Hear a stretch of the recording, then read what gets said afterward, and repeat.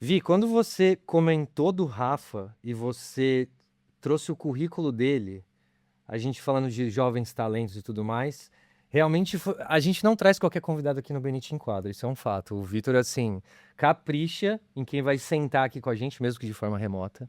E hoje é o seguinte, a gente tá com o Rafa aqui, o Rafael Trindade, né? Que eu me permiti te chamar de Rafa. Pode, É, tranquila. o Rafa, que é formado em educação física, mas, gente, o currículo dele é, assim, interessantíssimo, né? Ele que é fundador da Dalp Works, né? Especialista em desenvolvimento atlético juvenil, treinador de força de condicionamento. Ele tem certificado nível 3 pela NFHS e Youth Specialist pelo ACMS. Trabalha com detecção de talentos, enfim, até no off aqui a gente estava conversando disso. Eu acho até melhor o Rafa explicar, porque é um assunto interessantíssimo e inclusive delicado que ele vai explicar pra gente.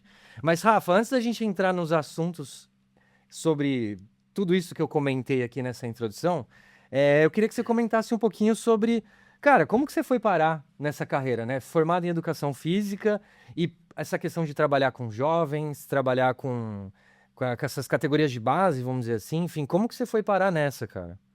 Sim. Bom, algumas coisas foram aleatórias, realmente, né? Quando eu me matriculei na faculdade, a minha faculdade, eu não sabia, né, mas tinha licenciatura e tinha o bacharel. A licenciatura, ela te qualifica para trabalhar em escola e o bacharel te qualifica para trabalhar em academias ou clubes. E a minha era pleno. Nos 4 anos eu fazia os dois. E eu não sabia, eu simplesmente me inscrevi. E ao longo do primeiro, do segundo ano, eu vi que eu estava trabalhando só com criança. Trabalhando não, os conteúdos da faculdade era só criança, né? Desenvolvimento motor e aprendizagem motora e um monte de coisa. E aí foi que eu me dei conta de que eu falei, puta, eu deveria ter feito outra faculdade, né? Porque eu queria trabalhar com atleta. Eu acho que grande parte das pessoas que entram na faculdade de educação física querem trabalhar com o alto nível. E eu não era diferente, né? Mas até então eu não sabia muito bem para onde ia. E eu descobri então que no último semestre, perdão, no último ano, a gente ia começar o trabalho de academias, né? Então, preparação física, periodização do treinamento, musculação. E mesmo sem saber muito bem o que eu ia fazer, eu sabia que eu queria trabalhar com esporte. Só que eu estagiei em escola, eu estagiei em clube, trabalhava com crianças de 4 anos, escolinha de esportes, trabalhei lá no Paulistano, tudo. E eu trilhei o caminho que tinha que ser feito, mas eu não tinha muito prazer ali, eu não tinha muita alegria. As crianças me aterrorizavam, eu tinha medo das crianças. O No Bruninho também entanto, tem. O Bruninho também tem. Até hoje, cara. por isso, eu via as crianças já ficava. No entanto, no paulistano, eu fiz um estágio de verdade, onde eu não dava aulas. Eu só era um estágio de observação mesmo, eu ajudava só. E no último ano, eu descobri uma academia, que tinha atletas profissionais dentro dessa academia. Tinha um monte de gente famosa. Foi onde eu conheci o Adriano, inclusive, né? Tinha umas bailarinas do Faustão. O Vitor Belfort tava treinando lá. Eu falei, meu, eu quero trabalhar nesse lugar. E eu fui, eu me candidatei, eu passei na entrevista de emprego e tudo mais. Terminei a minha formação. No primeiro dia, primeira semana de trabalho, depois de formado, eles me falaram: Ó, tem uma vaga aqui para trabalhar com as crianças, porque o professor tá saindo. Eu nem sabia que tinha crianças, porque eu só trabalhava de manhã. E a gente quer que você pegue. Eu me desesperei. Eu falei: Não, pelo amor de Deus, eu não, que eu tô fugindo dessas crianças. Mas eu aceitei, eu também precisava do emprego. É, e no primeiro dia, eu decidi, eu descobri que era aquilo que eu queria. E tem uma justificativa, porque foi a primeira aula que eu dei como formado, mas aonde eu dei um treino que tinha tudo que eu acreditava que uma criança tinha que fazer. Não era só a educação física escolar, não era só a bola, não era só o rastejar. Eu fiz um treino de força para as crianças, e de correr e pular, um circuitão, era só um circuitão, mas eu coloquei tudo que eu acreditava. E tinha 4 crianças que dessas 4, 2 ainda estão comigo, ou seja, estão há 11 anos treinando comigo. E eles gostavam de treinar. E tinha um moleque até que ele falou assim, esse treino aí foi mó fraco. Porque o outro professor já pegava pesada com ele, né? Pesado assim, o treino era intenso. E aí eu fui ajustando isso. Mas desse dia em diante eu descobri que era aí que eu queria estar. E aí eu tinha visto no Facebook naquela época um cara que deu um print de um artigo científico que falava sobre o treinamento de crianças. E eu printei aquilo lá e ficou no meu celular uns 3 anos, né? Até eu resolver ler. Mas então, quando eu li, eu descobri aquele autor e que o cara, né, um PhD lá da Inglaterra, e o cara produzia muito conteúdo e existia uma comunidade científica que falava sobre treino de crianças. Não só a educação física escolar, mas o treino de rendimento esportivo. E aí eu falei, é aqui que eu quero ficar. E aí tô até hoje. Perfeito. Perfeito, Rafa. Cara, bom, primeiro, boa tarde aí para vocês. Bom dia no Brasil, né? Sim. Man, como o podcast está crescendo, a gente tá com convidados cada vez melhores. Não significa que os outros convidados não eram muito bons. Não significa, não fiquem bravos comigo, já falei, né? Caneca oficial que vai chegar aí para você, man, também. Mas tá melhorando. A gente tá com mais inscritos, então, galera, se inscreva no canal. E lógico, com tudo isso, eu queria trazer o Rafa já há um tempo, porque a gente teve uma experiência no camp, no primeiro camp, no Benite em Quadra, que eu trouxe o Adriano Tambozzi, que fez também um episódio do nosso podcast. Ele é um cara que cuidou da minha performance por muitos anos, um cara que eu confio 100%. E parte do camp, a gente queria fazer um combine estilo NBA para pegar algumas métricas dos jovens.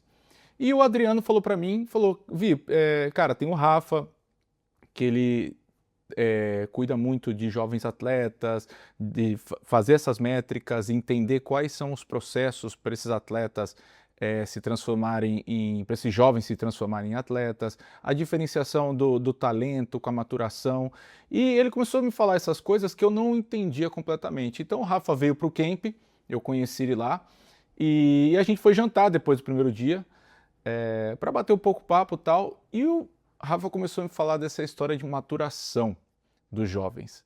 A diferença entre a idade e a maturação, a diferença entre o talento hoje, quando os técnicos olham 2 jogadores da mesma idade e um ainda está começando o processo de desenvolvimento dele, mas os técnicos já começam a afastar porque eles estão aceitando um outro jogador da mesma idade, mas que já está mais desenvolvido, o que não significa que futuramente isso não vai se equilibrar. E, cara, foi um bate-papo muito interessante e eu vi como hoje tem muita coisa que é feita para os nossos jovens atletas que estão fora do que esse trabalho científico por trás dessa coisa de maturação existe.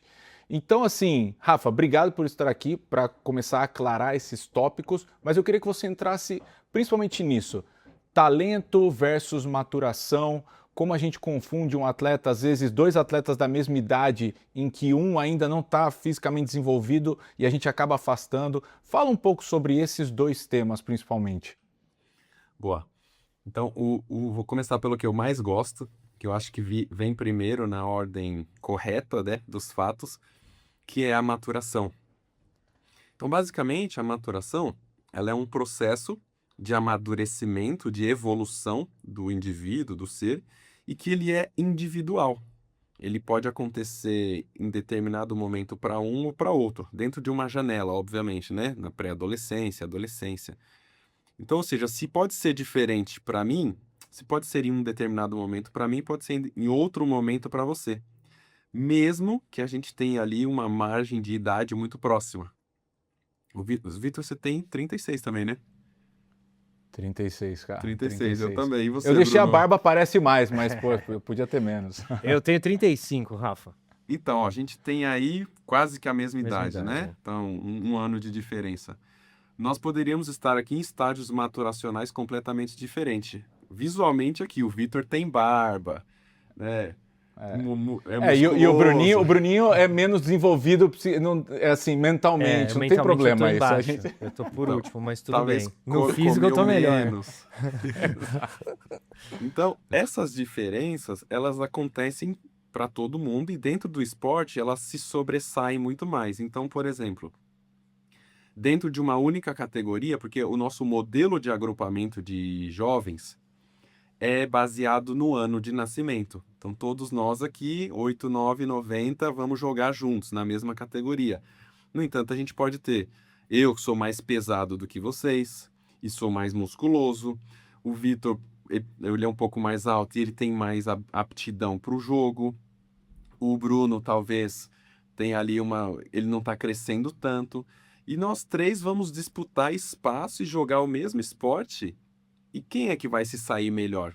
Depende, talvez no trabalho de velocidade, o Bruno por ser menorzinho, ele vai ser mais rápido. O trabalho de força, explosão, empurrar, eu posso ir mais forte, mas na hora do talento, o Vitor decide. E isso acontece no esporte.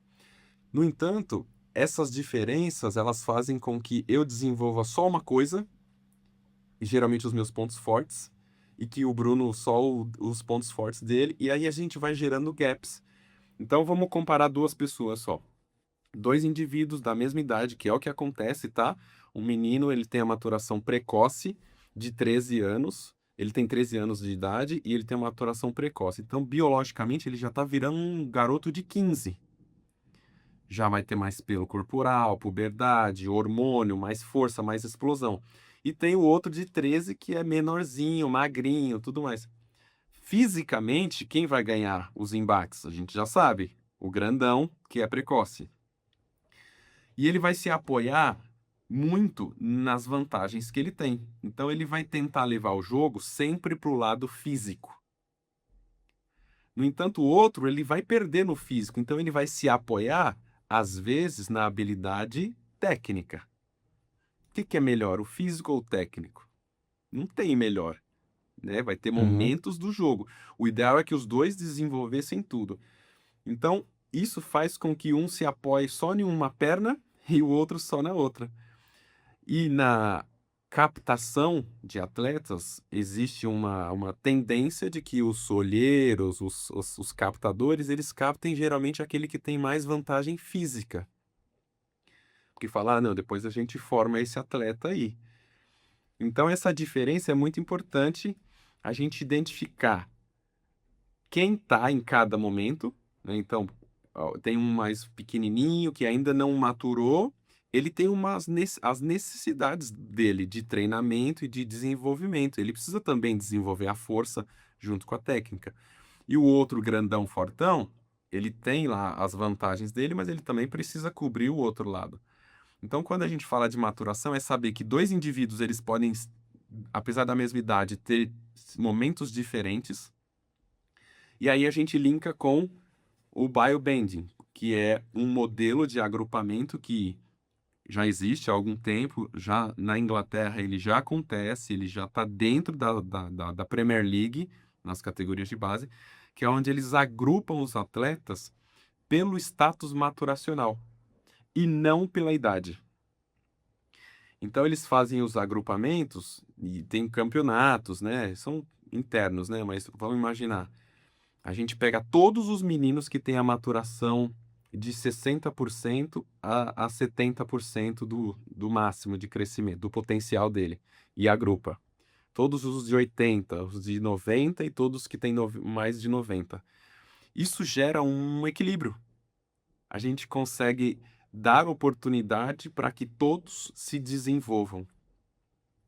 E o grande problema que a gente encontra quando não fazemos isso, porque o Brasil não faz isso, é a gente perder potenciais talentos. Pessoas que poderiam ser muito boas, mas que estão tendo as portas fechadas porque é pequenininho, porque o físico não está resolvendo. A gente tem um caso muito interessante do Harry Kane. Sabe quem é? Uhum.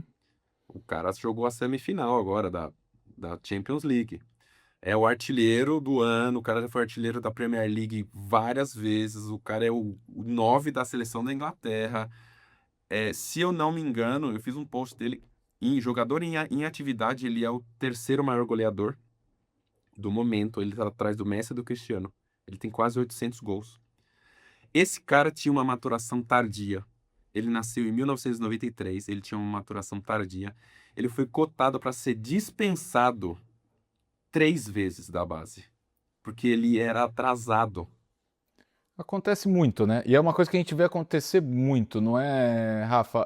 Por exemplo, você você sente, eu vivi isso na pele, né? Eu até cortei porque o Men ia entrar para perguntar, mas é porque você está entrando num ponto, eu acho que acontece com muitos atletas, mas você acha que no Brasil talvez seja ainda mais isso de ir pelo físico muito jovem, sem pensar, né, sem ter as métricas reais para entender se aquele físico do menino jovem é uma maturação já precoce, ou seja, ele não vai mais evoluir muito depois daquilo, ou não? Você acha que a gente perde muito talento em basquete, futebol, por causa dessa visão muito a curto prazo, assim, de falar, cara, ó, esse moleque é forte fisicamente, mas ninguém fez a métrica. Então eu queria que você entrasse um pouco em como vocês, que tipo de métrica você vê para chegar nesse ponto de falar, não, a maturação aqui é precoce e esse outro não. Como é que vocês chegam nisso? Sim.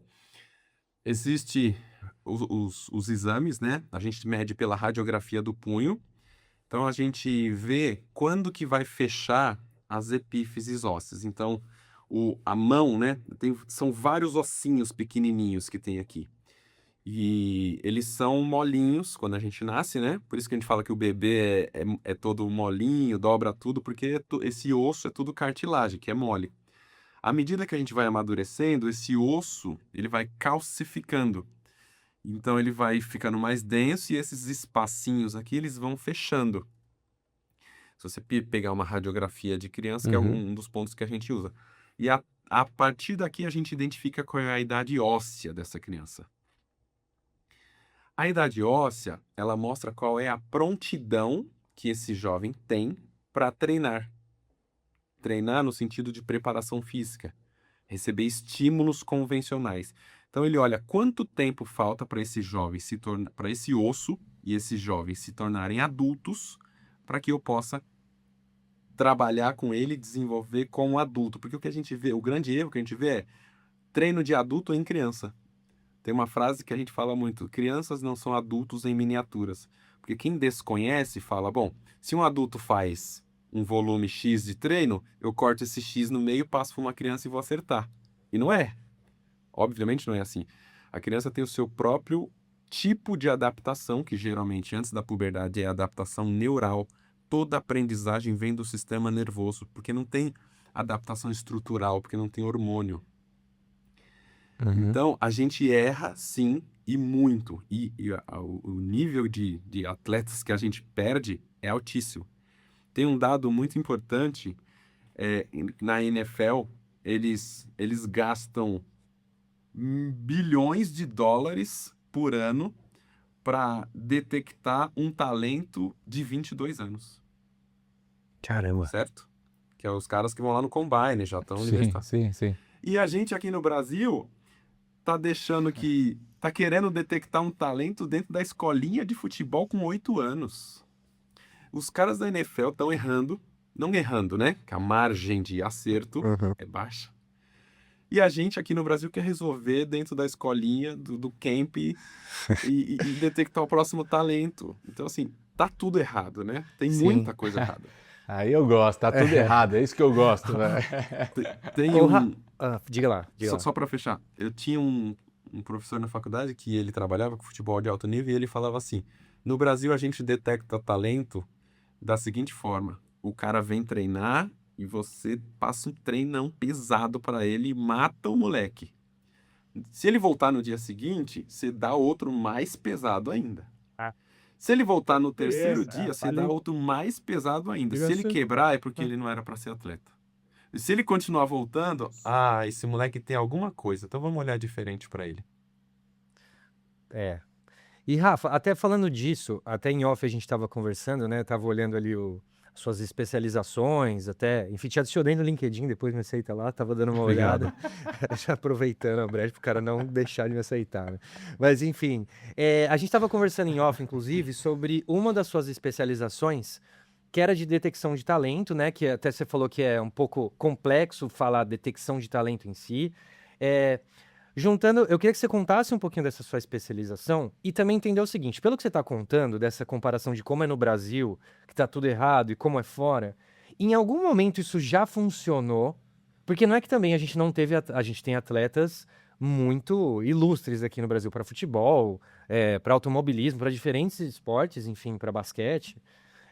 Mas eu queria primeiro entender assim, se no Brasil isso já fez sentido em algum momento, se era a metodologia que era, e que você trouxesse a sua especialização, que você fez fora, para contar como é que é então feito hoje em dia essa detecção de talentos, né? Esse modelo da gente ter conquistado aí alguns atletas, né? Uhum. Muito bons e tudo, eu acho que ele é fruto de um alto potencial que a gente tinha. Então, é Uhum. aquele famoso 1 em 1 milhão. Nossa. Quantos Ronaldos tem? Nós temos três, Exato. né? No caso, três. Mas, enfim, quantos milhões, né? Se a gente olhar pro Vitor. Vitor, quantos moleque estavam na base com você desde o começo, desde os começos e que nunca chegaram no esporte profissional? Então, a gente vai ver muitos, né? E muitos fisicamente melhor que colocaram na minha frente por anos. Foi até um combustível que me deu. Isso depois eu conto a história, mas eu passei por isso. Eu tive que brigar muito e treinar, porque assim, tinham as galinhas dos ovos de ouro lá, da turma, por causa que fisicamente com 15 anos já enterrava, já não sei o que, esse moleque, tem que forçar esse moleque. Mas é que eu me mantive, porque realmente isso acontece muito. Foi mal te Muito. cortar. Então, a gente produziu um montão de atletas e nós somos pentacampeões, e eu me orgulho muito, eu amo futebol, mas eu ainda assim acredito que a gente pode ter desperdiçado muitos outros ao longo do caminho. E a minha ideia que eu desenvolvi de trabalho com jovens, eu não estou escolhendo aquele que vai ser o próximo atleta olímpico. A minha visão de trabalho hoje, tá? Eu estou escolhendo um moleque que eu posso dar para ele a oportunidade de fazer o próximo passo. E eu vou contar depois mais para frente para vocês, mas eu tenho atletas que já viraram profissionais e por situação não foi. Eu tenho vários que já foram para os Estados Unidos, conquistaram bolsas universitárias, ou seja, o menino saiu daqui, família, uma família boa, né, também, classe média, ok, mas foi embora para os Estados Unidos porque tinha um talento, né? Eu tô com 3 agora que tô indo para Espanha, Vitor. 3. Fazer faculdade aí, né? Maravilha. Você já está convidado Então, para vir aqui em casa. exatamente. Então, assim, eu penso nesse desenvolvimento do ser humano integral. Eu não trabalho com uma só modalidade, né? Então, quando a gente fala de desenvolvimento, de desenvolver um atleta, eu penso no geral. E eu acho que é isso que falta no esporte. Porque o esporte ele tem as suas necessidades também, de ser imediatista, de produzir dinheiro, né? Eles olham para os jovens como um ativo financeiro. Às vezes não vende um menino, ele se machuca e perdeu um montão de dinheiro. Mas a formação geral, eu vejo que a gente tem que dar suporte para que o jovem seja fisicamente, que ele tenha alfabetização física, né? Que aí ele possa escolher o que ele quer fazer. Tipo, trazer todo mundo para o mesmo nível. Até os 18 anos, acho que todo mundo tinha que estar no mesmo nível. Fazer 2, 3 esportes por ano, ter competência motora para fazer isso. Eu acho que a gente passou por vários tópicos, né, interessantes da maturação, a detecção de talentos, os cursos, né, que você foi fora do país, você começou a buscar. Isso é muito interessante, né, como estão fazendo outros lugares que a gente vê. Eu acho que talentos, o Brasil foi ficando para trás, né? Se a gente falar até de futebol, a gente tem muito talento, mas pela quantidade de pessoas que a gente tem, o Brasil teria que ter muito mais talentos nos esportes, né? A minha visão sempre foi essa. Então tem alguma coisa errada. E eu acho que aí pesquisando um pouco mais, né, sobre você, depois de te conhecer e vendo através, você tem a sua empresa, a Dalp, que lida com esses jovens e tenta passar um pouco desse conhecimento, dessa parte de como fazer com que ele tenha a oportunidade futuramente de ser atleta ou continuar uma carreira. Eu acho que o que a gente quer saber é como você agora está criando produtos diferentes, né, para os clubes, para os pais, para os atletas, para que eles cheguem nessa maturação na idade correta para que eles consigam evoluir, né? Então conta um pouquinho dessa sua mentoria buscando novos horizontes na parte esportiva. Boa. Bom, dito que existem muitos problemas no sistema, né? E do lado de quem está gerenciando o esporte, eu achei que fosse muito interessante a gente começar a educação dos pais. Então começou daí, porque a região aqui que eu moro, os meus clientes, geralmente eles têm condições de dar muito suporte para o garoto, né? Até mandar para fora do país e tudo mais. Então eu achei interessante dar a eles a oportunidade de controlar um pouco mais o processo, né? Educando. Tem até uma família que eu cuido de um garoto que joga num clube grande aqui de São Paulo também, e a família já está projetando levá-lo para fora, para terminar a formação dele fora do Brasil, porque tá vendo como que as coisas acontecem aqui. Porque eles falam, ó, a gente vai dar o suporte, né, para você. Então, a gente pode dar o suporte, você tem que fazer a tua parte e a gente vai encontrar esses meios. Então, foi aí que eu criei essa mentoria para os pais, que se chamam 12 decisões críticas, que são 12 decisões que o pai dos jovens, de uma maneira geral, mas principalmente jovens atletas, vão ter que tomar durante essa jornada em busca da preparação física, né? Então, as decisões, elas são... eu vou falar para vocês quais são, né? Então, se a gente aumenta o volume de treino agora ou espera. Porque todas as decisões... Deixa eu só fazer uma explicação rápida. Todas as decisões, elas geralmente estão baseadas no pai que quer dar o melhor para o filho, mas às vezes ele não sabe o que é o melhor para o filho. Então fala, vou subir de categoria. Vou colocar ele para treinar 5 vezes por semana ao invés de 2.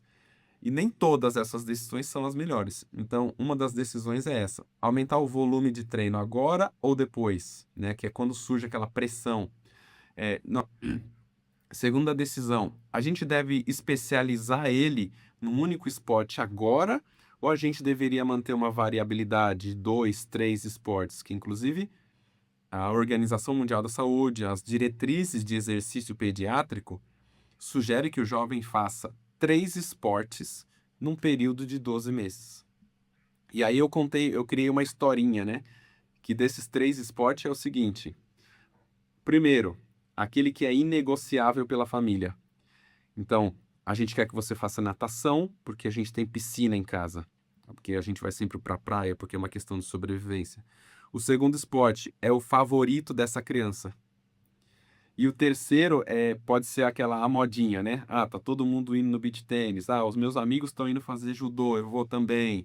Meu melhor amigo está indo ali fazer uma aula de tênis. Então, se você conseguir contemplar esses 3 esportes num período de 12 meses, você vai estar entregando muito mais oportunidade do seu filho ser bom no esporte, de uma maneira geral, do que fazer um único esporte e se especializar, aquela ideia de ficar bom. Tem uma situação que eu gostaria muito de falar para vocês. Existe a regra das 10.000 horas, né? A teoria das 10.000 horas, que é lindo. Para você ser um expert, tem que fazer 10.000 horas de determinada coisa. Tem um cara que escreveu um livro, se chama As Primeiras 20 Horas. Ele é americano. Se chama Josh Kaufman. Eu já vi podcast dele, já li o livro dele. E ele, quando teve uma filha, e ele falou, puta, e agora, né? Como é que eu vou aprender a trocar uma fralda? Como é que eu vou aprender a dar banho na criança? Como é que eu vou saber se a criança tá tendo um engasgo? Como é que eu vou saber se a criança... X coisas. E ele começou a pesquisar e ele viu que os especialistas tinham 10.000 horas. E ele falou, mas eu não tenho 10.000 horas para dedicar para aprender a trocar uma fralda, para aprender cuidar de uma criança. E ele foi buscando e ele descobriu que é necessário apenas 20 horas para você aprender uma nova habilidade. Então, ele é o contraponto da teoria das 10.000 horas. Então, isso para crianças dentro do esporte é espetacular. Imagina se você tivesse 20 horas de tênis, 20 horas de natação, assim, com prática deliberada, com supervisão, bem realizado, né? Imagina, 20 horas de basquete, 20 horas de tênis, 20 horas de natação, 20 horas de mergulho, 20 horas de motociclismo, essa criança vira um expert de movimento. Então, acho que esse é o ponto mais interessante. As crianças precisam de variabilidade, tá bom? Seguindo, terceira decisão. Troco de clube ou eu insisto nesse aqui? Geralmente nas categorias de base é melhor que o jovem esteja jogando do que ele esteja num clube de elite.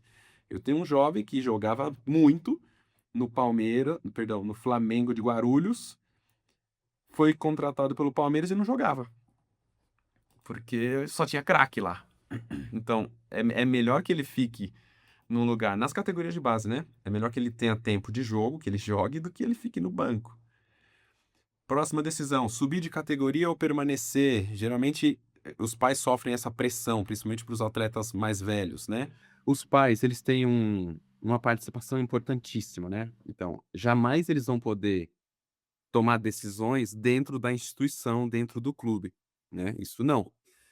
Mas o outro lado é muito importante. Então, tem uma frase de uma pesquisadora que se chama Loretta Sullivan, uma australiana, que ela trabalha com jovens, e ela fala que os pais são os gestores da carga de treinamento.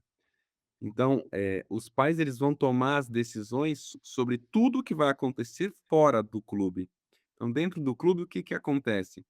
É a carga de treino, é como o atleta treina, como ele pensa, como ele reage dentro do clube, dentro do jogo. Mas e fora, é como ele come, como ele dorme, o que ele faz depois do treino, como ele se alimenta, como ele faz e gerencia a vida social dele, né? Inclusive, quando a gente fala da especialização precoce, o que caracteriza uma especialização precoce? Uma dos fatos é o jovem deixar de sociabilizar com os amigos ou com todo o ambiente só para fazer aquele único esporte. Isso é uma das coisas, né? Fazer mais horas do que a idade cronológica. Um jovem de 12 anos fazer 12, 15, 16 horas de esporte específico. Então, tudo isso caracteriza. Então, os pais, eles têm esse papel fundamental de gerenciar essa carga, de tratar o filho como filho. Eu sempre falo, seu filho chegou lá do jogo, perdeu ou ganhou, não importa, jogou bem, jogou mal, em casa ele é filho. Ele quer carinho, amor, comida, descanso e brincar, né? Quer brincar com o irmão? Eu tenho um garotinho de 14 que joga bola com uma baita responsabilidade, mas você chega em casa, ele tá brincando com o irmão de 6 anos, né? Atletas de esporte individual, conheci uma tenista que tinha 16 anos, dormia com ursinho. Infantilizada, né, vamos dizer assim. Mas você olha para o esporte, ela era campeã sul-americana, campeã brasileira, campeã. Ela joga um esporte onde ela assume todas as responsabilidades, tanto para bem quanto para mal, acerto ou erro, e é julgada por isso. Em casa ela queria ser filha, né? Então, assim, o papel dos pais é trazer acolhimento para o jovem. E é a situação que eu mais vivo, né? Os meus clientes, as pessoas que eu convivo, eles não dependem que o filho vá bem no esporte para mudar a vida das pessoas, porque é uma realidade. Tem pais que falam: "Pô, você tem que ir bem aí, porque vai mudar a nossa vida". Talvez não falam, mas isso está intrínseco ali. Não é esse caso da maioria que eu trabalho. Então, ó, pode ir, pode fazer, se não gostar mais a gente muda, se não quiser mais, ok. Eu acho que dentro de um cenário ideal, os pais deveriam ser esse, aquele que apoia e que fala: "Ó, vamos lá, vamos junto. Cansou? Vamos mudar, vai fazer esporte, mas vamos no seu ritmo". Então acho que é isso, os pais serem os gestores da carga de treinamento, do que acontece fora do esporte. E isso é muito complicado, porque eu acho que tem muitas vertentes assim diferentes, né? Por exemplo, eu falo pela minha experiência, né, com os meus pais, eu acho que eles sempre me apoiaram. Agora, hoje em dia as pessoas confundem apoiar com tá tudo bem o tempo todo, sempre. E não, né? Por isso, às vezes, quando eu vou em algumas entrevistas ou a gente tem algumas conversas entre jogadores, né? Ou até com as gerações mais novas, Pô, o pai tem que ser pai, e às vezes o pai tem que dar um puxão de orelha. Eu vi uma frase muito interessante sempre, e sempre segui isso, né? E hoje eu vejo meu irmão com os filhos, né? Meus pais, pai e mãe a gente só tem um, né? Amigos a gente vai ter um monte na vida. Então o pai tem que saber que ele é pai, né? Os pais devem saber sempre que eles são pais, então eles vão apoiar e às vezes vão encher um pouco mais o saco para ver se a criança realmente quer deixar um esporte ou quer fazer. Mas um dos pontos principais que eu vejo, e aí eu acredito que seja um erro, é essa coisa de o pai quer tanto que o filho seja um jogador, porque acha que é a paixão do filho, e começa a fazer com que esse funil seja cada vez maior para aquele esporte. Então, assim, pô, o que que. Eu quero ajudar meu filho, então, eu vou botar um preparador, eu vou botar um nutricionista, ele vai fazer futebol, aí depois ele sai do futebol, ele vai fazer um negócio, mas tudo relacionado com futebol. Quando às vezes, e hoje eu falo, eu agradeço, minha mãe me obrigou a fazer violão quando era pequeno. E, cara, hoje eu vi que eu deveria ter seguido, porque me tirava e me fazia pensar em outras coisas, e quando eu voltava para o basquete, eu voltava melhor. Aquela história que você está estudando para uma prova, você não consegue achar a solução do negócio, você fala, cara, você deixa quieto. Aí você vai para a cozinha, aí você está fazendo um sanduíche, não sei o que, vem a resposta. E eu penso da mesma maneira quando essas crianças começam a fazer muitos esportes, elas começam a ter uma caixa de ferramenta para cada esporte determinado, porque ela traz experiências diferentes, né? Então, eu acho que é fundamental a gente entender isso, né? Que a criança, ela é uma esponja, e quanto mais ela faz de coisas diferentes, mais ferramentas ela tem, né? Então é muito interessante e o Rafa, além de tudo, né, já puxando outro tópico aqui, que ele está falando dessa mentoria, porque é um grande mentor, a gente já está vendo, ele também escreve livros, né, Rafa? Então, você comentou, e não é merchan, não, é porque é uma pessoa que eu percebi, assim, tudo que o Rafa fala, e quando eu tive a gente teve esse jantar junto, assim, tem um embasamento, tem coisas por trás, é profundo esses temas, né? Então, quando ele comentou até que ele tinha alguns livros, eu queria que ele contasse um pouco pra gente dessa parte. Sim, vamos lá. Eu sou meio São Tomé também, né? Eu gosto de ver para crer. Tem uma situação muito engraçada, quando eu fui fazer a minha primeira especialização lá dos Estados Unidos, eu já estava consumindo o conteúdo, né, e vivendo diariamente, mas do meu jeito, né, lendo o artigo, lendo o livro, vendo o vídeo.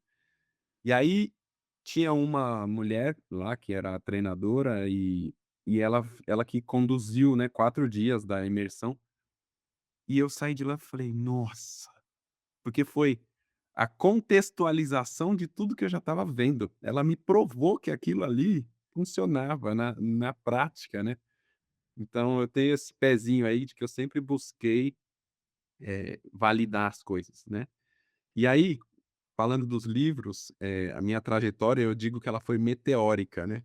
Eu não sou um popstar, não me considero, mas eu tive uns meteoros aí. Quando eu terminei a faculdade, que eu estava lá naquela empresa, que eu fui trabalhar com as crianças, eu fiquei mais ou menos 1 ano ali trabalhando, e aí um amigo, eh, recebeu o convite. Ele tinha um familiar que trabalhava numa editora, e ele recebeu esse convite, e aí ele não aceitou, para escrever o livro. E ele falou: "Não, não vou escrever, eu não quero, não tenho interesse, mas eu tenho um cara interessante". E aí ele me apresentou.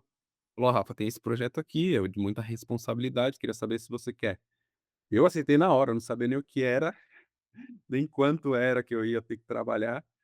E aí marquei, me colocou em contato, marquei a reunião, cheguei lá na reunião, na editora, e eram 8 livros. Fundamental um, Fundamental 2. Só que era primeiro os primeiros 5 e depois primeiro a 5º ano e depois sexto a oitavo, que agora é nono. E aí, então, eu passei por esse processo. Então eu tinha ali, acho que 2 anos de formado e já estava escrevendo o livro, né. E não foi fácil, obviamente, né, eu larguei muitas coisas, foi um baita de um processo de aprendizagem, né, deixa eu pegar aqui, de estudo, inclusive, e são livros para os professores. São livros que dão suporte. E aí tem um pessoal que fala, pô, onde que eu compro o seu livro? Não compra. Porque, na verdade, o meu livro ele faz parte de um hub de ensino. Então, a empresa que me contratou, eles têm o sistema de ensino deles que eles fornecem para as escolas particulares em todo o território nacional. Então, eu vou dar um exemplo, tá? Sem merchandising também, mas vamos imaginar, o colégio adventista, eles adquirem o sistema de ensino, não tem o sistema de ensino ângulo, o sistema de ensino objetivo, então eles adquirem todo esse hub de e o meu livro tá dentro desse box, então vai ter lá português, matemática, geografia, inglês, X e tem o meu, que são esses, ó. Foram publicados pela editora FTD, né? Então aqui é o livro do primeiro ano, educação física e tal. E aí tem todos. Eu só tô com 4 aqui, que eu inclusive emprestei um aí para um amigo desse dias, um amigo que é professor de artes marciais. No meu livro tinha, e foi muito prazeroso.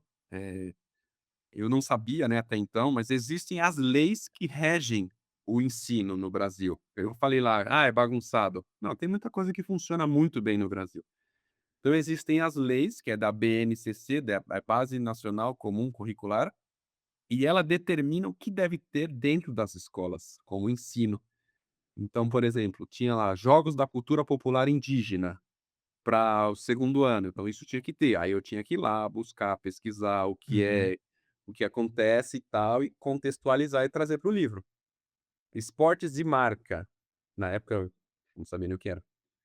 Tudo que é, tipo, cronometrado, medido, né? Sim. Esportes olímpicos, esportes de combate, esportes de luta. Então, foi um capítulo aí muito interessante da minha vida também, ter produzido esses 5 livros. E a gente tem aí a próxima etapa, que é depois produzir para até o 9º ano, que ainda não aconteceu. Teve logo a pandemia, né? Quando os livros foram lançados. Aí o mundo deu um recorte, né? Mas supostamente eu tenho aí mais um belo trabalho aí, mais uns 3 aí para escrever nos próximos anos.